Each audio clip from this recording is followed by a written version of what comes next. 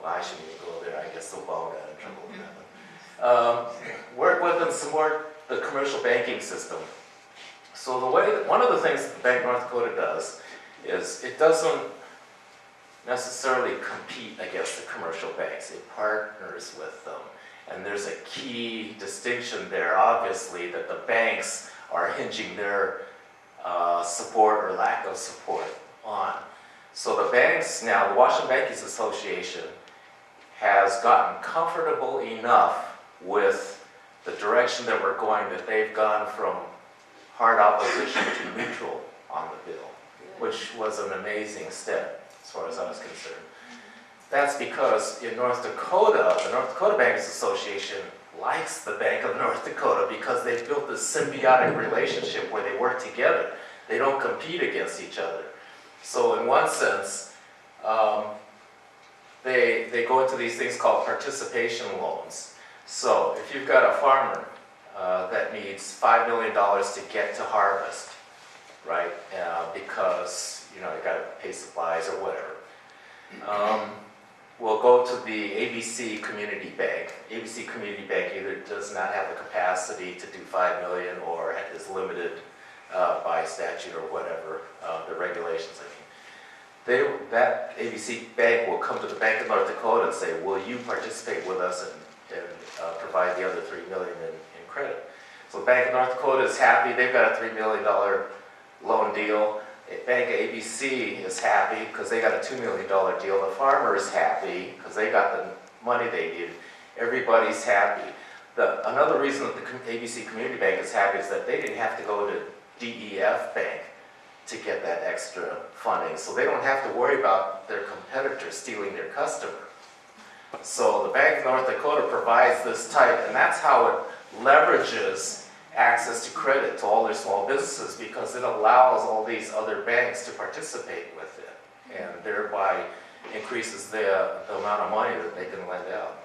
Another thing that the Bank of North Dakota does is it provides liquidity for the community banks. So like any business, like the farm, cash flow goes up and down. Banks have a underlying capital requirement that they have to meet to support the lending, the amount of loans that they have out there.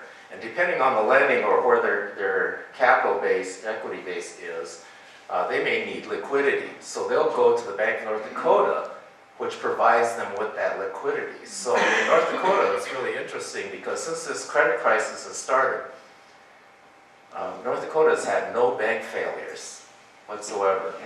Whereas in Washington State, we've had 17 bank failures so far in the last 3 years and another 20 on the bubble. They're saying that the financial crisis is starting to flatten out for a lot of these banks that were in trouble, so they're stabilizing now. But nonetheless, we've had 17 up till now, and North Dakota's had 0. And it's just smart use of taxpayers' money. So, looks like the Bank of North Dakota is doing pretty well, huh? They just built a new building. That's their president, Eric Hardmeyer, in front of it.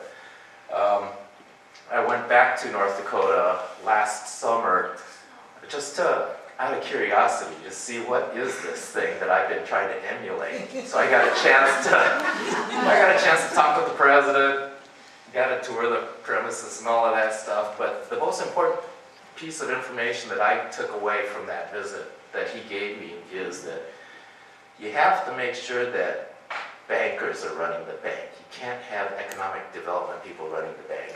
Yeah. Because economic development people have never saw a project they didn't want to fund.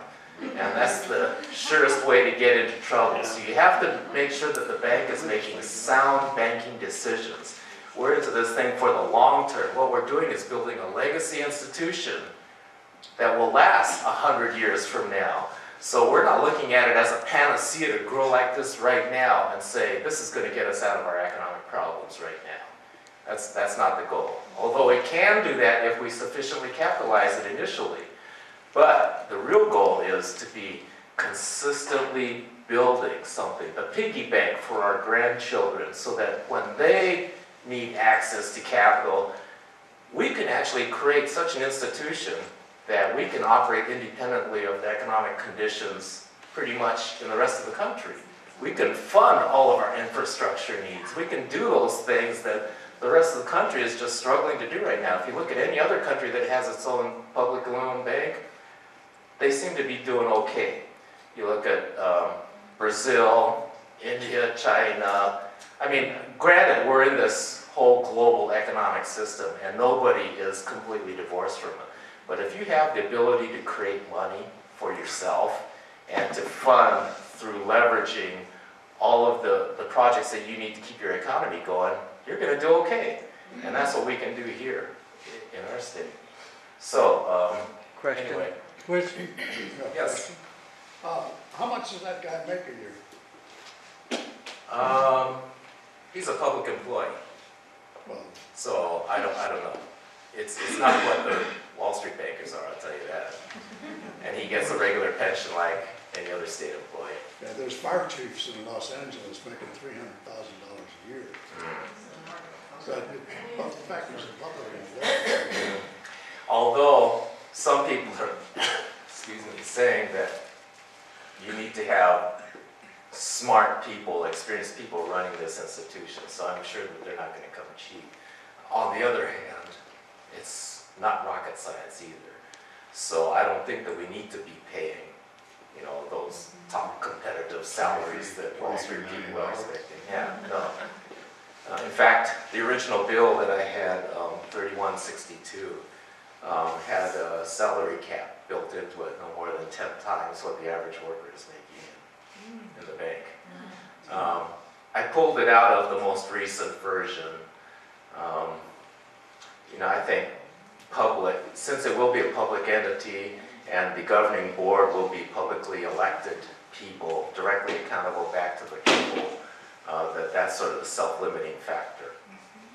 So anyway, I put together a short 4-minute video clip that talks about the Bank of North Dakota, if you don't mind. It's pretty interesting to see how it evolved and what it's doing for the North Dakota. It's clips from a PBS documentary done by Prairie Public Television, so you can go to their website and buy it yourself if you want to see it. It's like $31. But what's interesting in this video is you'll see Governor John Hoeven speaking glowing terms about what the Bank of North Dakota has done for their state. He's a Republican. He was recently elected in the last election to the U.S. Senate to represent North Dakota. So there is a public banking friend in the U.S. Senate there, as well as Senators Cantwell and Murray, who I talked to about this project. You'll also see their Attorney General Wayne Stone talking, also Republican, same thing. So it's very interesting to compare and contrast the politics of North Dakota and here. But so here we go, 4 minutes. The state of North Dakota is in the banking business. That's what the Bank of North Dakota does, and it's one of the biggest banks in the country. Assets of $2 billion, and some say the biggest bank between Minneapolis and Seattle. And it's something that has served the needs of North Dakota quite well. And actually, most North Dakotans are very, very proud of it. Our state is growing. We're getting, I think, exciting new businesses and new business opportunities. We want to grow our state's economy. We want to diversify our state's economy, and the bank's part of that and grows with it. Here you are. Thank you. My view of banks is that they are to lend money to people, whether it's to start a business, to buy or expand their farm or ranch, to buy a home, to get a school, and whatever it is, that a bank is successful if it does a good job of lending in its community. That helps the community grow and prosper. That's what makes the bank grow and prosper. So that's my philosophy of banking, I guess. The opponents of the state-owned bank did everything they could possibly do to stop it from being established. They took 2 challenges to the United States Supreme Court, and the United States Supreme Court said if the citizens of the state want to do this, they should be able to do it.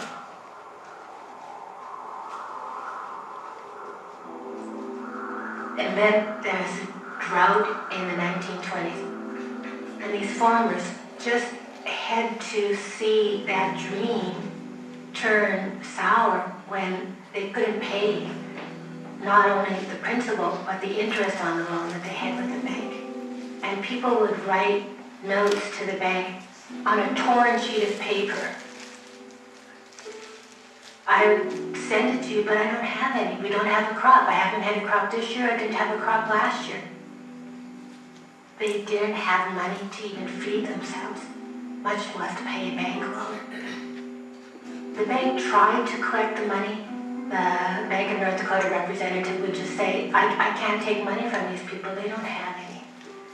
And it became very clear in the early 30s, and this is when Bill Langer was governor, and Bill Langer created a moratorium on debt.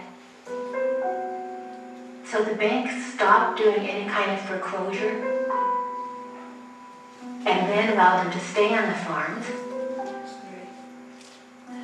When the economy turned around in the early 1940s, the bank sold those farms back to the original farmer at the price the bank had in them.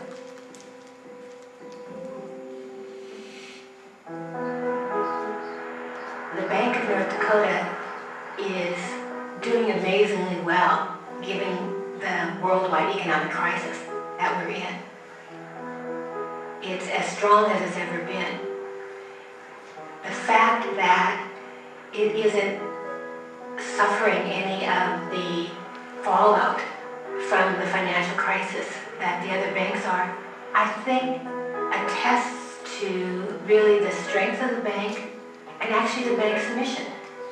And they didn't invest in risky derivatives. They didn't buy any subprime home loans.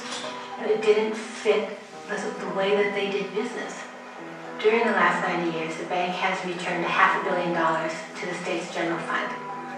What that means is the state has been able to develop programs, $500 million worth of programs, without taxing the people of the state to do those programs. It really, in my mind, it doesn't matter if it's socialism or capitalism. You know, what matters is what works best for the people, what provides the most services at the least cost. So, moratorium on debt, that's pretty amazing. And the bank was able to absorb that lack of capital until the economy picked up and then let everybody have their homes back. I mean, it's a pretty amazing story, yes? It is, doesn't North Dakota have the lowest unemployment rate in the country?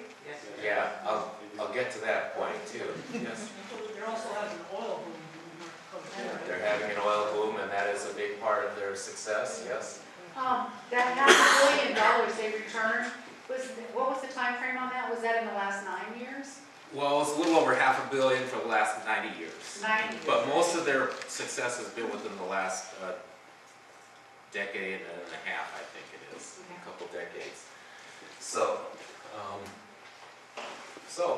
to your point, North Dakota has a lot of unique qualities about it. It does have the lowest unemployment in the country, and there's analysis that says that they think that a lot of it is because North Dakota is going through a boom right now because of their oil and gas revenues. The thing is that Bakken oil field that they discovered in North Dakota also stretches into Montana and Wyoming. In fact, larger portions of it are in those other states. There's a lot of states that have oil and gas revenues, yet they still have unemployment problems, deficit problems.